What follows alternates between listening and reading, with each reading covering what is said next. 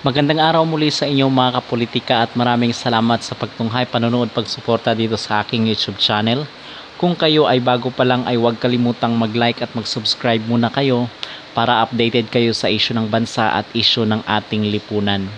Ang ating pag-uusapan ngayon, ito yung continuation doon sa ating Miss Universe Philippines series na kung saan is pinag-usapan natin itong mga nakaraang linggo matapos yung unexpectedly na nanalo dito sa Miss Universe Philippines. So doon sa ating mga previous videos is ating napag-usapan yung natalo na si Miss Alexi Brooks, but hindi naman para talaga siya nanalo kasi nag-uwi naman siya ng corona yung Miss Eco International. So ibig sabihin nun is maging representative pa rin siya ng ating bansa para sa pageant, para sa Miss Eco International. Hindi nga lang ganun kasikat, but maging representative pa rin at karangalan pa rin yun ng bansang Pilipinas.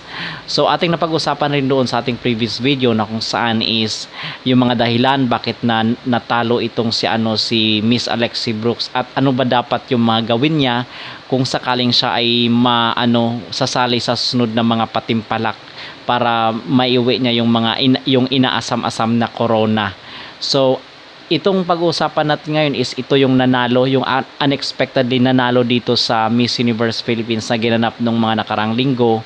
Itong si Chelsea Manalo, siya yung Miss Bulacan. So ating pag-uusapan kung ang tanong na ating sasagutin sa bidyong ito is may laban ba or mananalo ba itong si Miss Bulacan na maging representative ng ating bansa doon sa Mexico para sa Miss Universe 2024. Pero wala pa namang exact date talaga kung kailan yung maging patimpalak doon sa Mexico. Basta ang specific lang or yung sigurado na is sa Mexico gaganapin yung Miss Universe 2024. So lugar ito ng mga Latinas at alam naman natin na malalakas talaga yung mga Latinas when it comes to beauty pageant.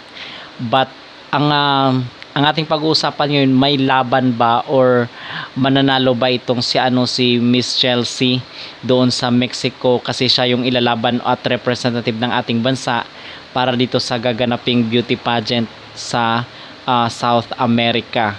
Okay, pero bago natin sagutin yon, ang ating mag-background muna tayo dito sa nanalo na Miss Universe Philippines.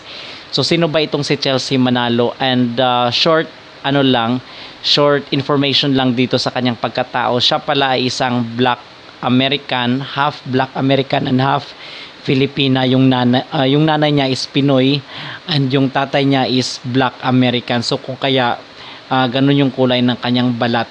And siya ay ipinanganak dito sa Pilipinas at siya ay pinanganak dito sa Bulacan, pero nag-elementary siya doon sa Amerika and nag-grade school siya doon sa Amerika. But nung 2 years old itong si Chelsea Manalo is nag-divorce yung kanyang parents, pero ngayon ang sinasabi niya is wala na daw yung kanyang biological father, and yung nanay niya is remarried ng isang kung saan yun ang tumayo bilang kanyang tatay at tanggap naman siya. So itong si Chelsea Manalo is hindi siya newbie sa larangan ng beauty pageant, unlike dito kila Miss Baguio, kay Miss Iloilo na newbies pa or baguhan pa dito sa beauty pageant. So which means na pwede pa silang sumali sa mga susunod na patimpalak. Now itong si Miss Chelsea Manalo is sumali na rin siya noong 2017 sa Miss World, pero unfortunately is hindi siya nanalo and maraming ang sa kanilang di-discourage daw na wag nilang sumali kasi yung standard daw ng beauty dito sa ating bansa is para lang sa mapuputi, hindi sa pero ito yung sinabi niya na kung saan is hindi pasok yung standard ng kanyang beauty. Pero doon sa Miss Universe Philippines is nanggulat talaga itong si Miss Chelsea Manalo. At napag-alaman pala natin na ang nag-push talaga sa kanya na meron siyang potential is itong si Jojo Bragais. Itong nag-sponsor ng mga susuotin sa mga sandals ng mga Miss Universe, mga kandidata ng Miss Universe Philippines.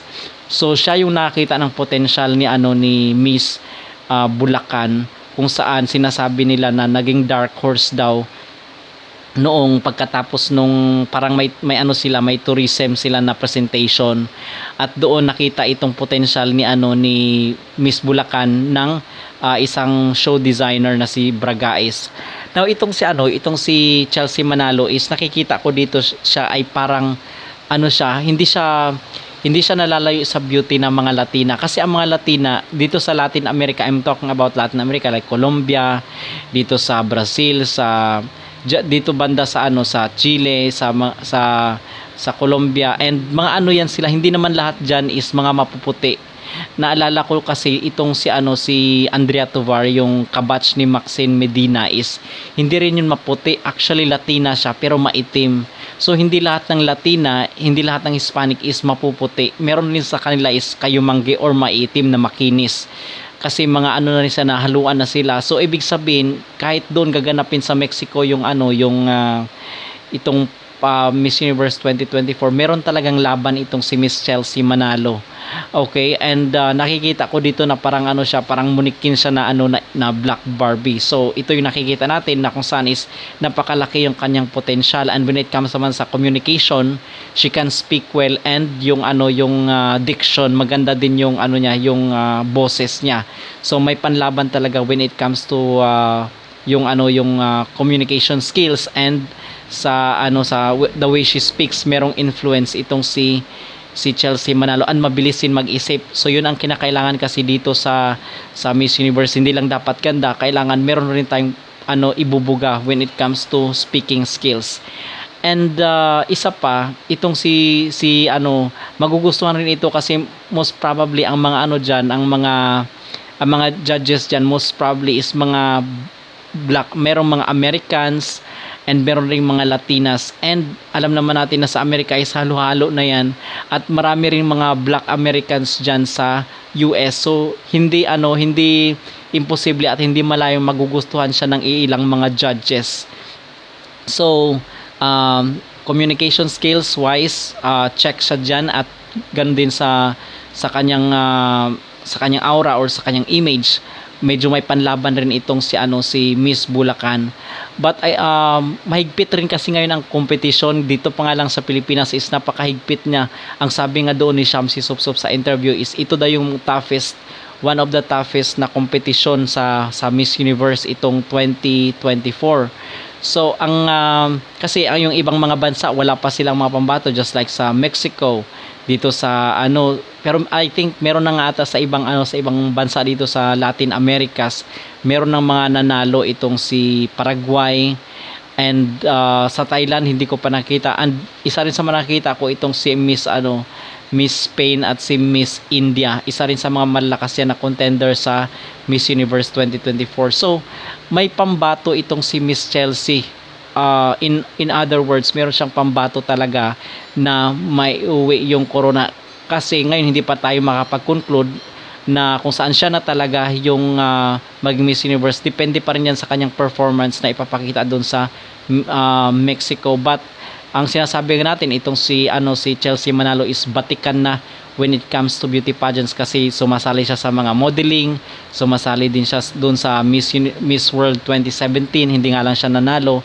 So kayang-kaya niya harapin yung mga yung crowd kumbaga, and even hindi man natin balwarte doon, kayang-kaya niya mag-shine, kasi meron namang yan, hindi naman ibig sabihin na kahit doon sa Latin America ang gaganapin yung beauty pageant is puro Latinas lang din yung yung magugustuhan ng crowd. Meron ring meron ring variation yan, katulad nung yung sino ba yon, yung medyo chubby nung 2023 na Miss Universe, 'di ba din siya, naging crowd favorite din siya doon sa El Salvador. Hindi nga lang siya nanalo kasi yung sinasabi ng inclusion is hindi naman totoo yun, for lang yun, for marketing strategy, but paborito siya ng crowd kaya nasali siya sa top ata yun, doon sa swimsuit, nanalo siya sa top 20, pero hindi na siya nag-advance sa top 10. So yun lamang ating brief na opinion at kuro-kuro dito kay Miss Chelsea. Kayo, ano yung masasabi mga kapolitika? Please comment down below, at huwag kalimutang mag-like at mag-subscribe para updated kayo sa issue ng bansa at issue ng ating lipunan.